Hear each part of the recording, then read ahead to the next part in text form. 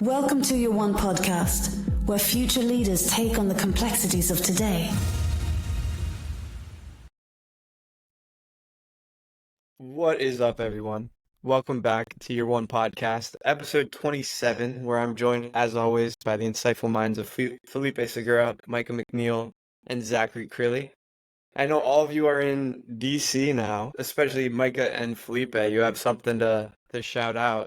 Yeah, our buddy got drafted to the Los Angeles Chargers, Cam Hart. We were celebrating him this weekend, and it was a really good time. He had a lot of his good friends, his family, and his close ones, and it was a great time. So just want to give a quick nod to him, and we wish him the best. Yeah, shout out to Cam, and we got to meet a ton of listeners at the event too. So that was great. So yeah, shout out Cam. That's beautiful. I wish he they didn't move to LA just a couple years before, but I could have caught him. But in this episode, we're unpacking some heated topics that have sparked discussions really across America right now. But first off, we're looking at President Biden's capital gains tax proposal, the recent controversy at Google with them firing employees and what that will look like, and then the widespread student protests that have been happening because of the Israel-Palestine conflict. And as always, we will give our perspective on these topics, and I hope you create an opinion on these topics while we go through them. But first up, let's talk money, specifically capital gains. So first off, capital gains represent the profit made from selling assets such as stocks, mutual funds, businesses, property. And if you sell these assets for more than you purchase them, then you'll incur that capital gains tax. And basically, if you hold that asset for less than a year, it'll be taxed at your normal regular income rate. And then if you hold them for longer than a year, you'll get the capital gains rate.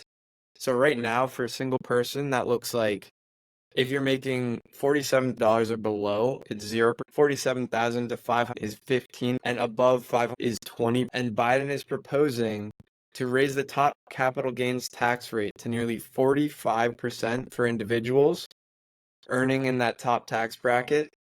So basically, if you had a business and you were giving yourself, let's say, $100,000 salary, and you sell your company for $400,000 in that year, you will be incurring a 45% tax rate instead of a 20%, which is just insane. And then another change is that he'll create a mandatory capital gains tax on transferred assets for families, for parents who pass away. And then the third one is that Biden also proposes a 25% tax on unrealized gains owned by Americans whose wealth exceeds 100 million. So if these were passed, this would result in about 800 billion in new government revenue. So as always, let's just take a step back and see, like, how would this impact us, and what does that mean for young people in business and young people in investing? Yeah, I mean, first of all, Mr. Gavin Farn, an economist extraordinaire, everybody. What a great explanation of what we're looking at. So these are proposed tax gains, and frankly, politically, I'm quite surprised that President Biden is proposing this ahead of an election. I don't know of any particular politician that holds tax increases as a carrot for people to vote for them. Although I do understand that there's a big movement, especially young people and socially minded young people, to tax the rich, and to, quote unquote, have a more even tax system. But frankly, I think that this is missing the mark a little bit on that. Country, as I've said many times, is built on radical individualism and radical free markets. One of the great benefits of our nation is that people come from across the world to build their future.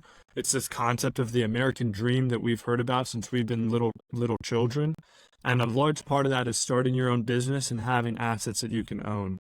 And to have any part of that be taken by the government any more than already is, in my opinion, a bad proposition for the American people. Look, I understand that we are very lucky to be in this country and to have the opportunities and the securities that are available and that come with a price, and a lot of times those prices are taxes. I just don't think that I'm convinced that I rather have money in the hands of American people than in the hands of the federal government. Also, here's another point. If you live in California with that new capital gains tax, you would be paying over 50 on your capital gains. That's just a side note, but well said, Zach. I mean, as a young person, I don't know how much this is going to influence you because not a lot of us are making $1 million plus and getting that like returning investment. But this isn't really a tax on richer individuals or older individuals who have that level of wealth, have that level of savings, and then cash out at the end. So I don't know. I think you have to go back though a little bit and look at this more as why are they trying to raise this money? And I think a big reason for that is the argument will be used to cut the deficit. But I think that's such a ridiculous argument because the moment they get that money, they're just going to spend it on something else. I have no trust in the federal government to use that money to really cut the deficit when they spend $4 trillion a year already. Yeah, great points, both of you. I think my major qualm about it is related to startup and innovation. I think that's what has gotten the United States to be the hegemonic power it is like you said, radical individuals and radical free markets that when you cut innovation, that's a problem because that's gotten us to where we are. Right. So if there's an idea that your startup investment capital to founders is effectively almost going to be cut in half as that company continues to produce revenue and then eventually profits, that being the hope, to take away from that and for that to almost be 50% would be quite insane. So that's my biggest core. Yeah, I mean, Felipe, that is unfortunate news. California getting taxed because that is where I am. But honestly, I think about it in like our perspective. If you had a company that you wanted to sell in 5 years for $1 million plus, you're making what? If you have any salary and then plus that $1 million, that's going to be whatever your federal income tax rate is, and then that tax of the sale, which is 45%. So that's $400 you're just giving away.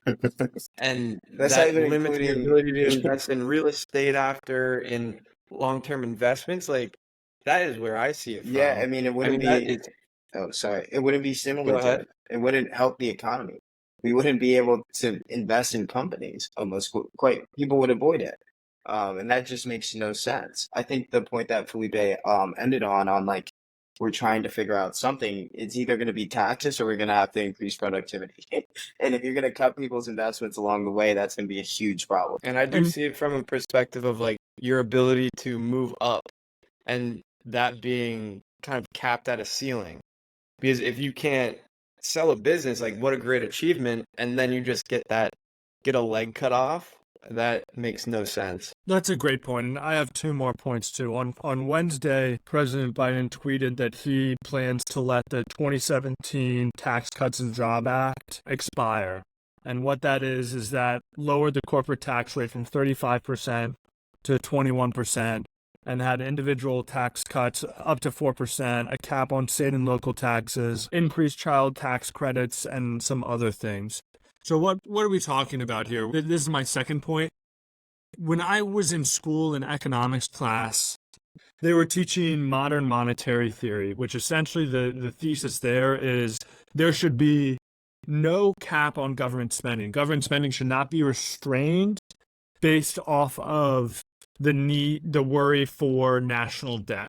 Okay, if we're not gonna stop spending based off of the worry for national debt, tell me why we would raise taxes under the assumption of paying off that same national debt.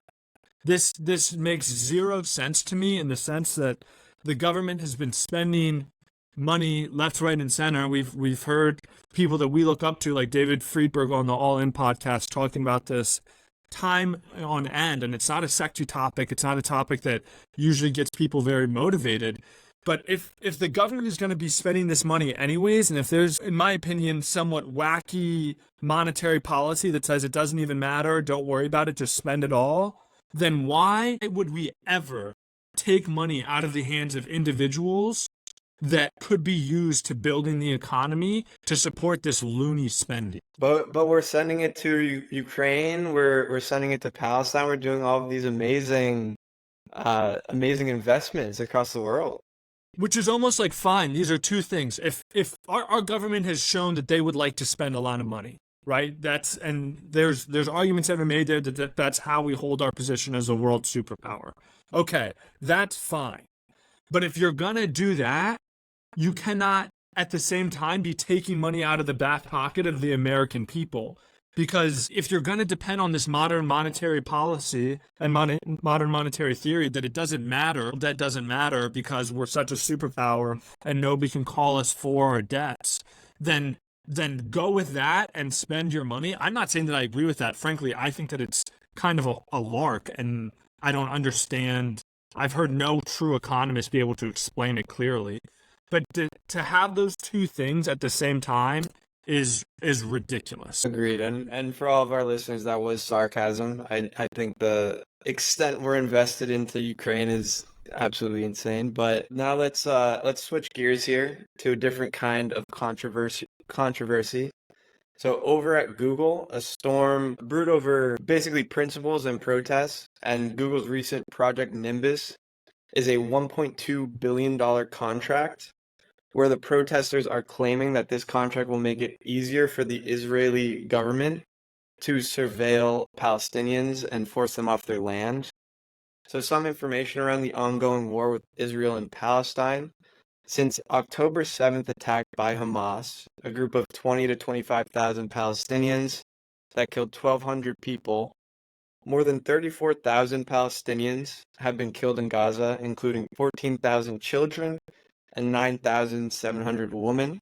So my question to you, knowing all of this, do you think politics belongs in business? And where is that line drawn? Like, where is it acceptable to introduce? I think if a business wants to get political, I actually don't think that that's too big of an issue overall. Here's a counterexample. You think of Patagonia. They decided to not sell vests to VCs and private equity, which was very popular at the time. Or at least they didn't. You can buy them, but you can't buy them branded with your company logo on it. And so they made that decision to only give those to, I think it was NGOs or certain profiles of companies based on environmental standards. And I think that's their prerogative to do so. I think we've looked at a couple of different CEOs. Mattson at Red Bull is kind of, I don't know how political he was, but he did kind of build this culture that almost felt like it could get political and it wouldn't be too far off. So I don't know, if a company wants to get political, that's okay.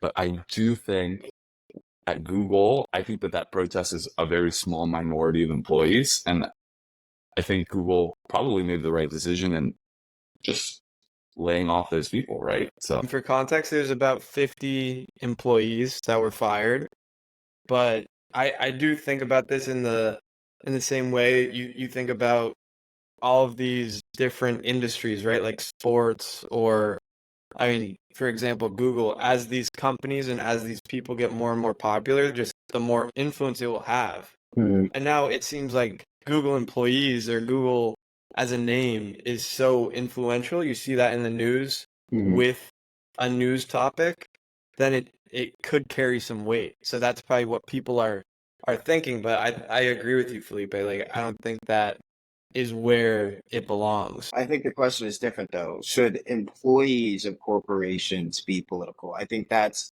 the case as relates to Google. And for those individuals, you have to pay the consequences. If you want to be political, sure. I think I do agree with Felipe that if corporations would, or firms or companies want to be political, you have to bear the consequences of being political. Whereas for employees, I think it's totally separate, especially Google employees. You're highly compensated to do a job. And that job is to uphold that of shareholders, the company, and the company's bottom line.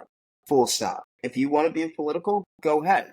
You're just going to have to bear the consequences. And I think that's what these individuals that you mentioned had to. Yes. I was going to say, I agree with And I think that this is a turning of the tides in a sense where Google, among the other big tech companies, have been playing this game of being political. These guys have spoken up during past protest movements, they've commented quite heavily, either implicitly or explicitly on social issues. And it now seems like they're taking a step back and they're taking more of the Brian Armstrong and Coinbase approach where they're saying it's for that. And they didn't say this straight up, but I think that they're saying it implicitly and firing these people where maybe they're exiting the political game and focusing on the business game, which in my opinion will drive more revenue or more value to shareholders because that's what they're in the business to do anyways, is to make money, not to play politics. And that's for the companies that do choose to play politics. For the ones that don't want to, this, among other things, sends a clear message, which is you are at your job to work. If you want to protest, yes, more power to you. That is your right. Do that on your own time. No, I just want to add on that, Zach, you brought up Brian Armstrong, but I think he was that first major CEO of a Fortune 500 company to kind of buck the trend of fighting back against the employees. And there's a wonderful interview where he basically said, he told everyone, hey, this is our mission. He made a mistake of what other major tech companies in Silicon Valley have been doing, which is giving open mics to employees to kind of air their grievances. He said, we have a mission to bring blockchain to everyone. If that's not the mission that you want to be a part of, okay. And again, every company has a prerogative. Maybe if the company is like a water provider and doesn't want to give access to certain groups of people, okay, that is like a very different edge case scenario. But yeah, in a competitive market, sure. I mean, employees can get political, but I think CEOs can do a better job of just saying what the values are and sticking to them, right? And I think the touch point of this is the tech industry, which a lot of those companies are the most public facing nowadays. But I mean, let's look at some other, you never hear about any problems for people talking politics in the trucking industry or in the logistics industry or at Chick-fil-A or Walmart. So it really is these tech companies that get a lot of PR for their day-to-day inner workings that are the touch point for this. And you're right that Coinbase was really the first one in that high-tech world to take a stand on this.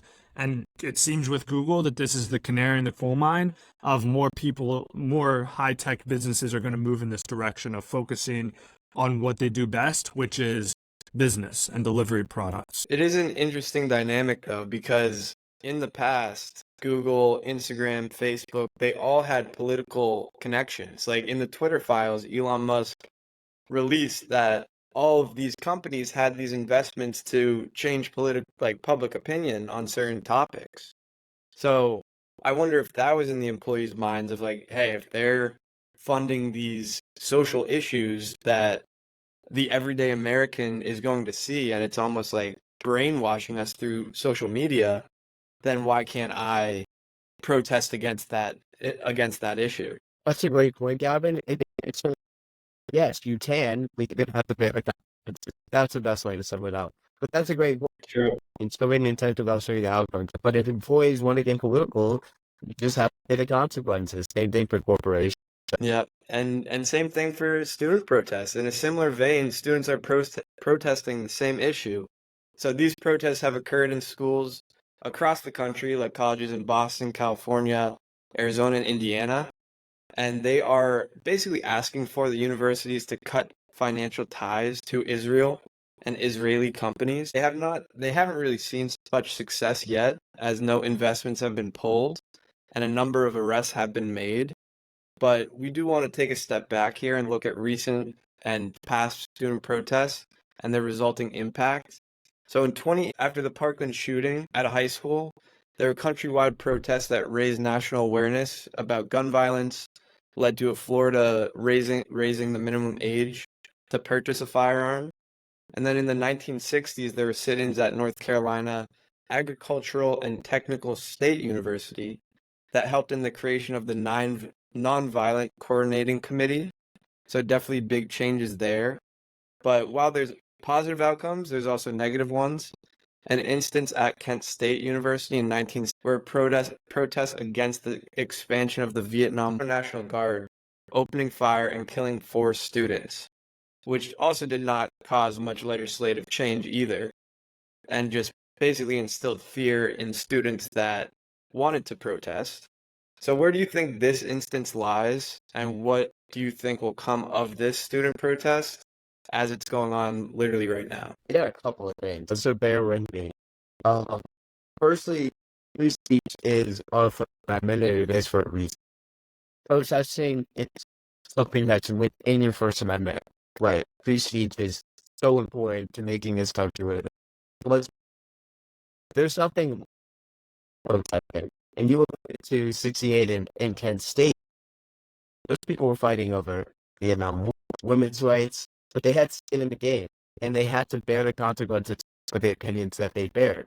And I think that's very important for looking at it now. The problem that I have with protest now, nothing about the protesting, but you shouldn't be disenabling students and getting to class, nonviolent, and that's my thought.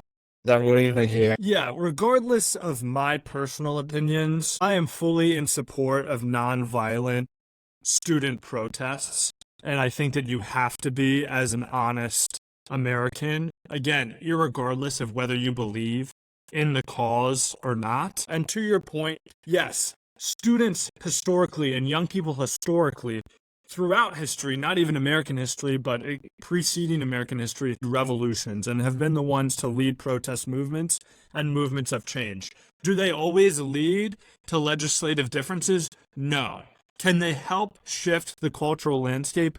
One, you mentioned Kent State as somewhat of a negative consequence of a protest. Yes, 4 people lost their life, 9 people got injured, most certainly.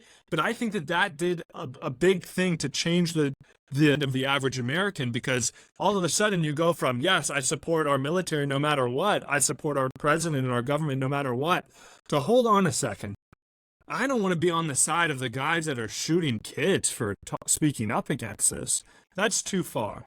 The largest 2 protest movements that have been led by students in American history have been against the Vietnam War and for civil rights. Do I think that this is don't?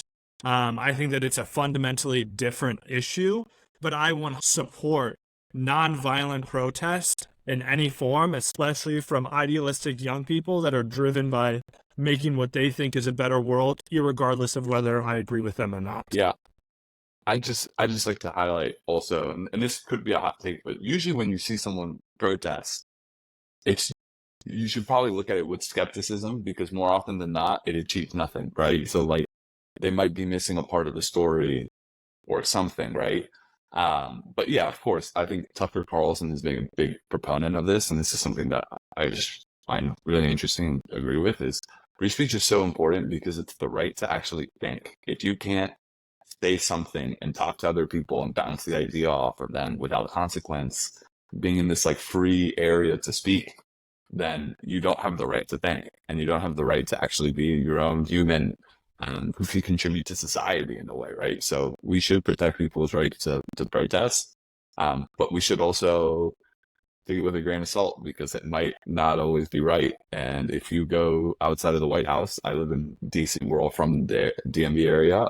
If you walk outside the White House, there's always a protest or something, and usually sometimes it's kind of weird. So yeah, Yeah, I think perfectly. I mean, those cases 68 were there was a right side. Most people probably agree that there was probably a right side to a lot of these things. Whereas this situation, there's a lot of nuance, right? And with nuance, you need to be skeptical, like be skeptical debate, and not just believe just read or what headline.